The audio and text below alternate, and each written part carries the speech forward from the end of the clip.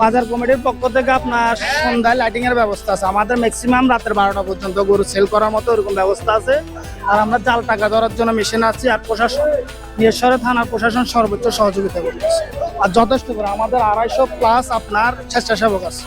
So আপনার রাতের 12টা পর্যন্ত রিল্যাক্সে গরু সেল করতেও পারবে, ক্রয় করতেও পারবে।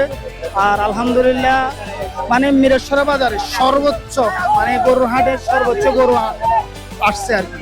ভালো সেল হচ্ছে আমাদের। প্রায় এখন 400+ গরু সেল হয়ে গেছে। আমাদের গ্রামে তো আর কোরবানি আছে 2 দিন, লাস্ট বাজারে তেমন একটা থাকে না। তো যথেষ্ট পরিমাণ ক্রেতার আগ্রহ আছে।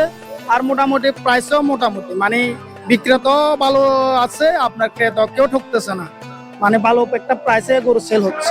আমারটা ম্যাক্সিমাম আর 1 মাস আগে কেনা হয়ে গেছে। আমি আমারটা 1 মাস আগে গ্রাম থেকে নিয়ে নিছি।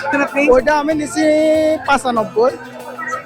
এখন ধরেন 1.5 লাখ প্লাস। আমার ছাত্র দলের পক্ষ থেকে, বাজার কমিটির পক্ষ থেকে, নিজামপুর কলেজের পক্ষ থেকে ঈদুল আজহার আন্তরিক শুভেচ্ছা। সবাই যাতে ঈদুল আজহাটা সর্বোচ্চ ভালো কাটে এই দোয়া রইল। আমার জন্য দোয়া করবেন।